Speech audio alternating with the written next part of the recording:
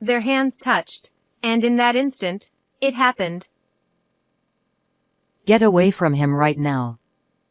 As soon as she shouted that, Sarah stared at her grandson as if she was seeing something terrifying. My son, John, was 5 years old, but this was the first time he was meeting his grandmother, Sarah. It was as if an electric current had passed through her. She quickly withdrew her hand. Of course, neither my husband nor I had any idea what was going on. What did she mean by get away from John? We had been looking forward to this meeting, so why would she say something so awful? Trying to remain calm, my husband asked for an explanation. Mom, what's going on? Did John do something? Don't you two feel anything? Ignoring our confusion, she said this with an eerie calmness. What was she talking about? She sighed briefly and then spoke again. Listen, this child is being targeted by a powerful malice.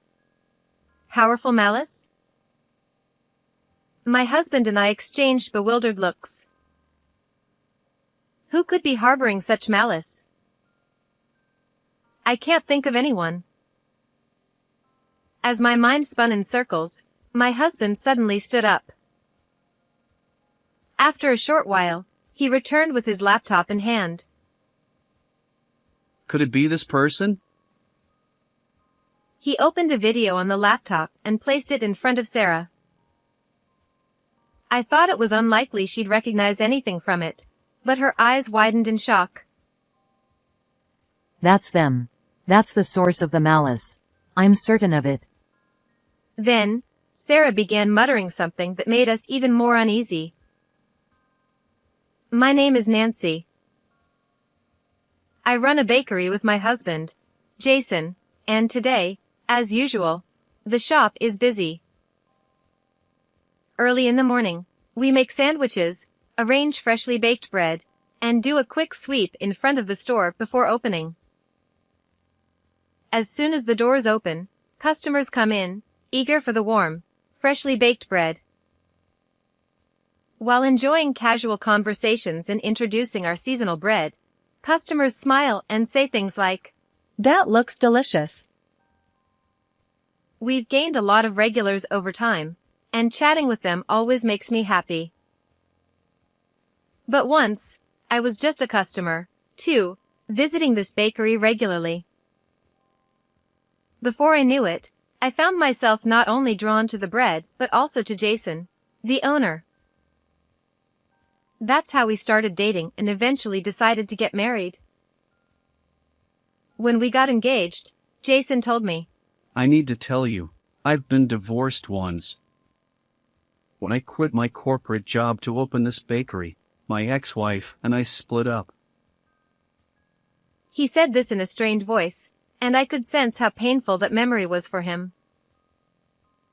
She didn't want the financial instability. But I chose to follow my dream of owning my own shop. That's the kind of man he is. He warned me that there might be times when he would prioritize the shop over our family, that he might not always be available to help with raising kids. We talked a lot, struggled with those thoughts, but in the end, we decided to be together. Don't worry. We'll figure it out, and I'll make sure everything works. I smiled as I took his hand. After that, we visited his mother, Sarah, and got registered. Jason and I were so full of happiness, convinced that no matter what came our way, we could overcome it. Sarah, my mother-in-law, is elderly, yet she lives alone in the countryside, far from where Jason and I live. According to Jason, Sarah has a strong spiritual sensitivity, and being around too many people exhausts her. I don't have any sense for things like spirits or the supernatural, so I don't really understand it. But as Sarah says, sometimes, it's better not to be able to feel those things. That's why she prefers to live in nature. And both my husband and I respect her wish. Even if my body isn't near you, I'm always watching over you with my heart. That was one of her favorite sayings. It was a strange sentiment, but somehow, it gave me comfort and reassurance. The year after we got married, my husband and I were blessed with a baby boy, whom we named John. Watching him grow day by day brings us endless joy. I feel like I want to capture every little change in a photo. Though there's a bit of sadness in seeing him slowly become more independent, I know he'll keep growing just like this. By the time he turned 5, he had become quite talkative. But sometimes, he would say strange things. For instance, he'd wave happily at people passing by and say, "Bye-bye." But then, at the park, he said something odd to a person walking their dog. "Hey, there's someone riding on you." Of course, no one was riding the dog, nor was there anyone else around. Another time, while we were at the supermarket during checkout, he looked at the cashier and asked, "Who's on your back?" The cashier was understandably confused and even seemed a little uncomfortable. His innocent smile only made things more unsettling for them. When I told Jason about this, he was shocked. Maybe he inherited my mom's gift. You mean it skipped a generation? Yeah. Maybe we shouldn't let him talk too much about it in public. Of course, it was impossible to control what he said at kindergarten, but we started encouraging him to zip your lips whenever we went out. Still, he was just a 5-year-old, and there were limits to what we could do. Even though he's my own child, there's something mysterious about him. If he inherited your mom's ability, maybe we should ask her for advice? John and Sarah have never met in person. When he was born, a severe illness was sweeping across the U.S., making it impossible for us to visit. Now that things have calmed down, I've been thinking we should reach out to Sarah soon. Around the same time that we were worrying about John's unusual comments, there were also some changes at Jason's bakery. It wasn't that sales were picking up or that we were getting media inquiries. Sadly, we started seeing negative comments about the bakery on social media. People claimed the bread was soggy, the sandwiches smelled, or that the owner had a bad attitude. Even Jason was troubled by it. I always serve freshly baked bread, so why are they saying this?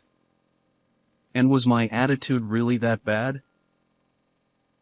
He vented his frustration one night while sipping a cold beer. Whether it was because of the posts or not, fewer customers had started coming in. Of course, we had been using social media ourselves, posting about seasonal specials and running promotions, which had helped us build a customer base. But now, with these negative posts floating around, fewer people seemed interested in coming. In this era dominated by social media, customers sometimes trust what they read online more than their own experiences. I don't think we'll lose all our customers overnight, but things aren't looking good, and we need to turn this around somehow. One day, while I was sweeping in front of the store and getting ready to open, I noticed a garbage bag had been left there. Puzzled, I picked it up. What's this? Hoping it wasn't something dangerous or toxic, I peeked inside. It was just regular household food waste. Why would someone leave a bag of garbage here? Who would do this? Nancy, what's wrong? Did something happen? Jason came over, noticing me frozen in place. I told him someone had dumped a bag of food waste in front of the store, and he looked confused for a moment. But then he shrugged it off, smiling. Don't worry about it. It's probably just a mistake. Here's how you deal with it. He tossed the bag into the large dumpster behind the shop. Was it really nothing to worry about, like Jason said? As I stared at the silent dumpster, I couldn't shake the feeling that something bad was coming. A week later, it happened again. This time, there were 3 bags, and the smell was awful. Even Jason frowned at the sight. As he threw the bags into the dumpster, he muttered, "This isn't a trash dump." The garbage kept appearing, and just as we were growing frustrated, strange things started happening to John. He suddenly began waking up at night, crying, or trembling in fear. Mommy, I'm scared. He would get up in the middle of the night, come to me, and start crying. He'd never done this before. What could be causing it? Did you have a bad dream? He only shook his head, burying his face in my arms, sobbing quietly. Don't come near me. Go away. Both Jason and I stayed with John until he fell asleep that night. After he had calmed down and drifted off, Jason sat down with a beer, deep in thought, and finally said, "If this keeps up, maybe we should file a report with the police." About the garbage? But we'd already thrown it away, and no one had seen who was leaving it. I doubted the police would do much without evidence. After talking it over, we decided to install a small security camera outside the store to monitor the situation. At the same time, fewer customers were coming in, likely due to the negative comments on social media. Sales were low, and Jason seemed worn down. I wasn't sure how to lift his spirits. The only thing keeping us afloat was the loyalty of our regular customers. Let's focus on the people who support us, not the ones trying to bring us down. Nancy. Your bread is the best in the world. Isn't that right? I gave him an encouraging pat on the shoulder. Yeah, you were right. All right, let's try something new. A brand new bread. Suddenly, Jason's gloom disappeared, replaced by the same enthusiasm he always had when coming up with new ideas for the bakery. His eyes sparkled, just like when we first met, and he would dream up all sorts of bread during our dates. Nostalgia flooded over me as I watched him jot down ideas for new recipes, the table in our living room covered with notes and sketches. It reminded me of the early days of our relationship, and I couldn't help but smile. As if mocking us, it happened. A week later, someone spray-painted graffiti on the store wall. It was a poorly drawn character I vaguely recognized, alongside the words "terrible bread." Worse yet, it was done with paint, not something we could easily wash off. People passing by were just as shocked as we were, clearly disturbed by the sight. Since the store faced a busy street, there were always people around during the day, but at night, the area was quiet. It seemed no one had witnessed the graffiti being done. Jason stood there, his lips tightly sealed, his expression dark. He clenched his fists, radiating frustration. Even if they hate my bread, there are things you can and can't do.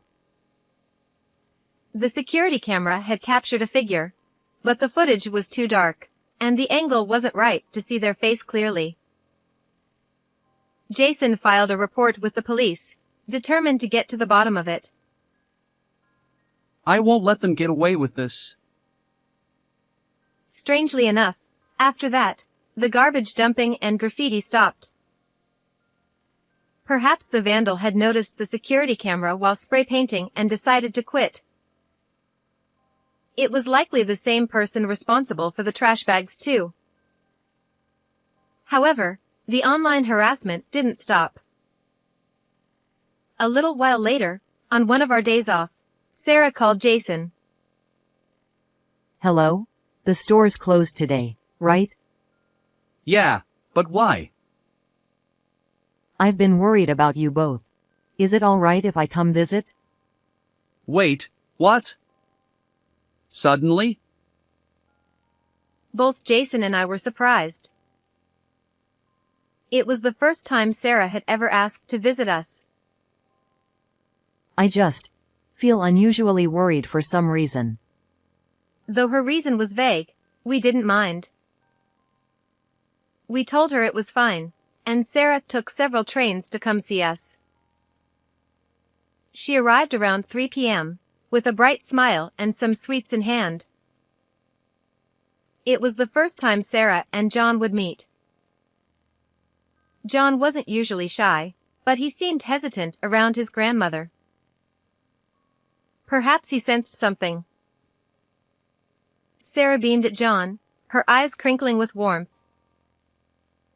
John, it's nice to meet you. I'm your grandma. John, acting as if she were a stranger, hid behind me, peeking out cautiously to watch her. We're meeting for the first time, aren't we? Oh, I brought a present. She smiled and offered him the sweets. Here you go. Some chocolate. When John saw the word chocolate on the package, his eyes lit up, and he eagerly reached for it with a happy ah. Because we had asked John to avoid talking in front of others, he had stopped speaking clearly around anyone but Jason and me. Now, that habit had surfaced in front of Sarah, too. I'm sorry, he doesn't speak much yet. I blurted out the same excuse I always used when explaining to others. I felt embarrassed and guilty, anticipating judgment. Wondering if she'd question why a 5-year-old wasn't talking clearly yet, or what kind of parenting we were doing. But Sarah didn't seem to care at all. She handed the sweets to John with a gentle smile. The moment their hands touched, something happened. Sarah jerked her hand back as if she'd been shocked by an electric current. Get away from him now. She screamed, her eyes wide in fear, staring at John as though she'd seen something terrifying. Neither Jason nor I had any idea what was going on. Get away from John? What on earth did she mean? Hearing such words made me feel awful. Why would she say something like that? It seemed cruel. Despite my shock, I tried to stay calm and asked for an explanation.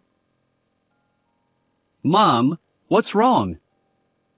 Did John do something? Don't you feel it? She said this, completely ignoring our confusion. Feel what? What were we supposed to sense?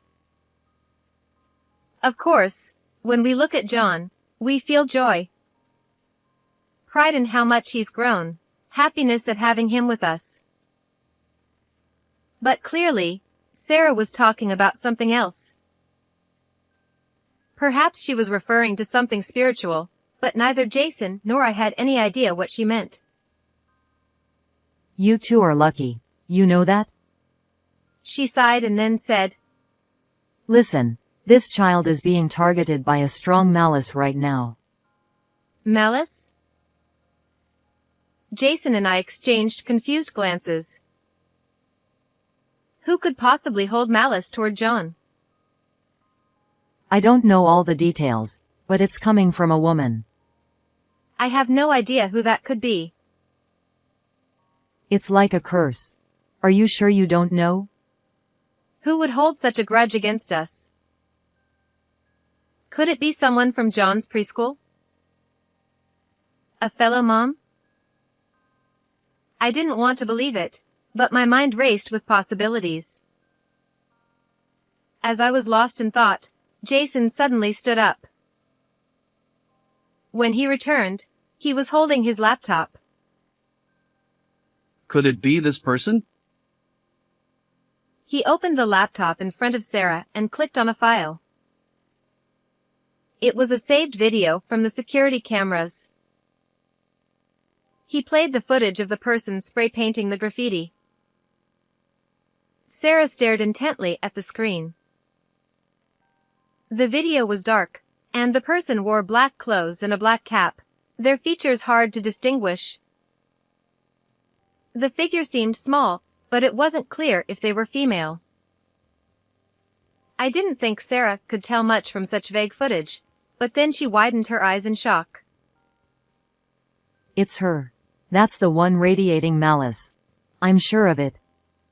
I stared at her, dumbfounded, as Sarah started muttering to herself. This person.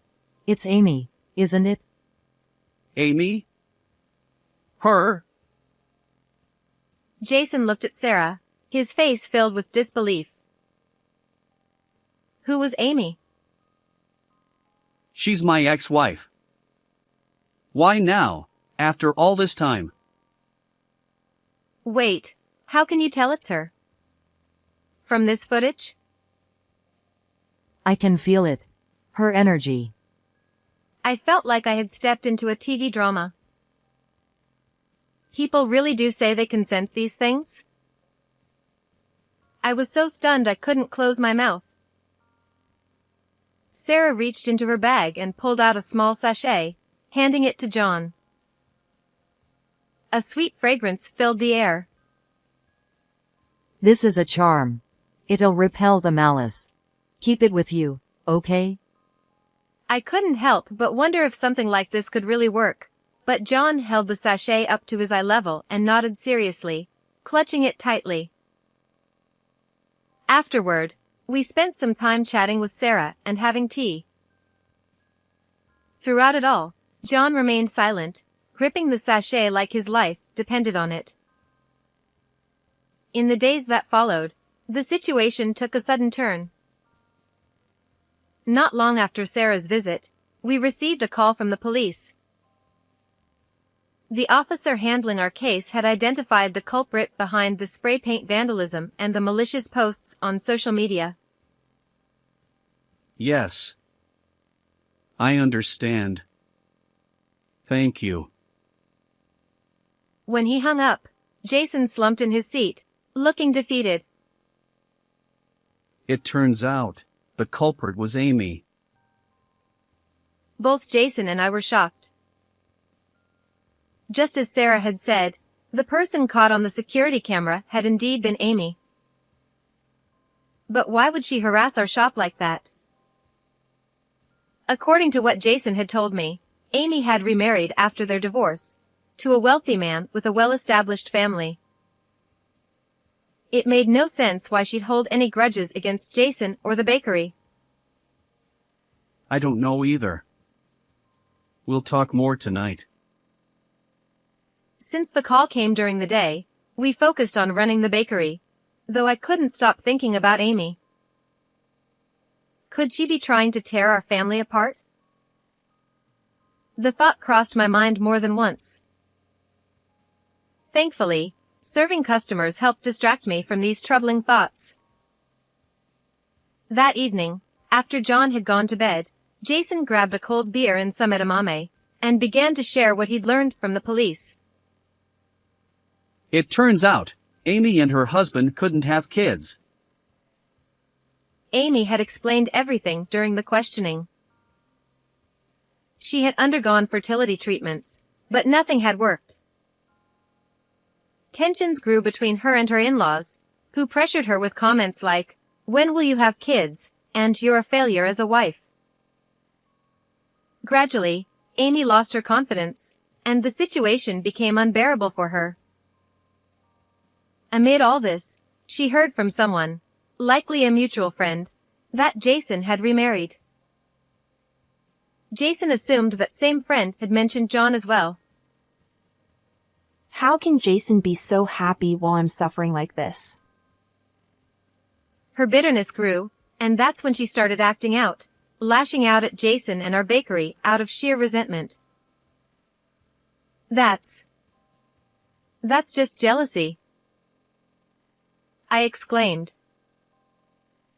Could such a petty reason really drive someone to post hateful comments online and vandalize our shop with spray paint? The thought of someone harboring that much envy and hatred was frightening, yet I also felt a small pang of pity for her. Amy had probably wanted nothing more than to have children and live happily with her husband. In situations like this, it's not a matter of blame. Having children is a matter beyond anyone's control. I feel sorry for her too, but we were still hurt by all of this.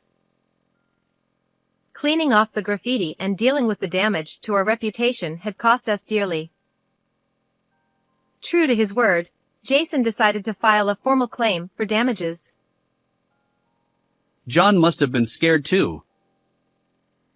He downed his beer in one gulp. It was true.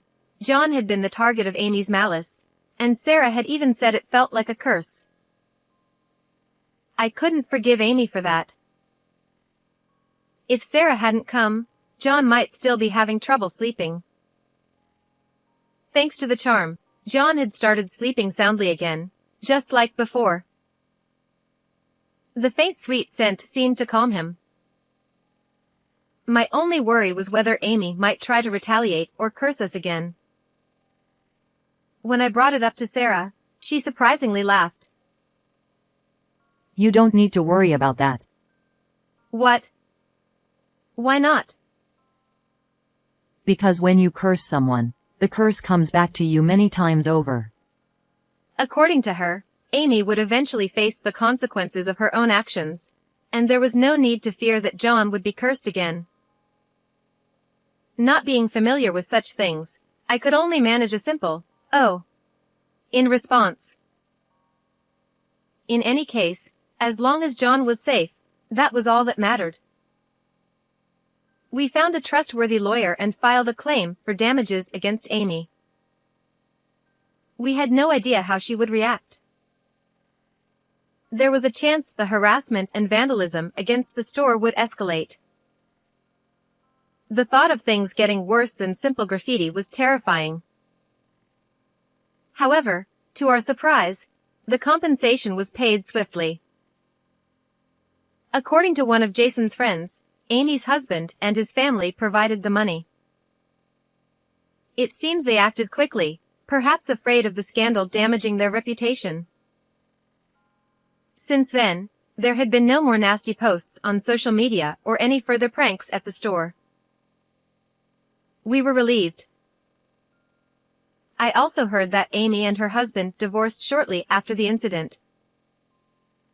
Apparently, neither her husband nor his family could tolerate her behavior any longer. They couldn't forgive the fact that she had been harassing her ex-husband and his bakery. Not long after, Amy was hospitalized. It was unclear whether it was due to mental health issues or some other illness. I couldn't help but wonder if, as Sarah had said, some kind of curse had backfired on her. There's a saying that what goes around comes around, and this seemed like a perfect example of it. When you harbor resentment towards someone, it will eventually come back to you. Even someone like me, who couldn't sense spiritual things, started to believe that a little. Now, I try not to be so startled by my son's strange remarks and just listen. As for Sarah, she ended up moving in with us. Given her age, we were worried about her living alone. At first, she hesitated, but Jason and I managed to convince her. The first few days after moving in, she seemed unsettled, but within a week, she adjusted. I can't believe I'm living in a bakery with so many people coming and going. She had been nervous at first, but now she relaxes in the back of the shop. According to her, everyone here seems to be good people, and there's no bad energy. Thanks to that, she's been able to enjoy a peaceful life with us. Incidentally, Sarah had another hidden talent. She could predict the near future of people and animals she encountered. She said it was something like fortune-telling, based on the energy she could sense. I can see it if I try. She laughed like a witch when she said this. Oddly enough, whenever Sarah casually told something to one of our regular customers, it ended up coming true. Sarah, what exactly did you say to that customer? That girl in the suit, I told her she'd get a promotion soon, and she shouldn't quit her job.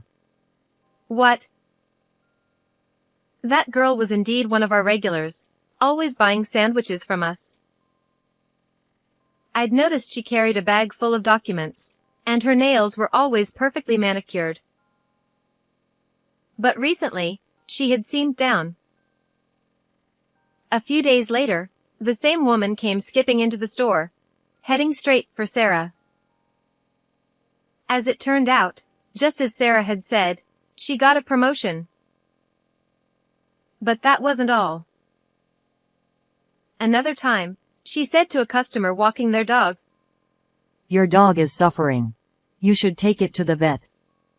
Although the customer seemed doubtful, the next day, their dog fell ill, and a serious condition was discovered. Both the owner and I were shocked. After several incidents like this, Sarah quietly became known as the fortune-telling grandmother and gained a bit of popularity. But I don't want too many people coming to me, so I'll only share what I see occasionally. Thus, Sarah's fortunes became a special perk for our regular customers. Partly because of this, the bakery's business picked up again. Jason started rolling out seasonal menu items from the ideas he'd been jotting down.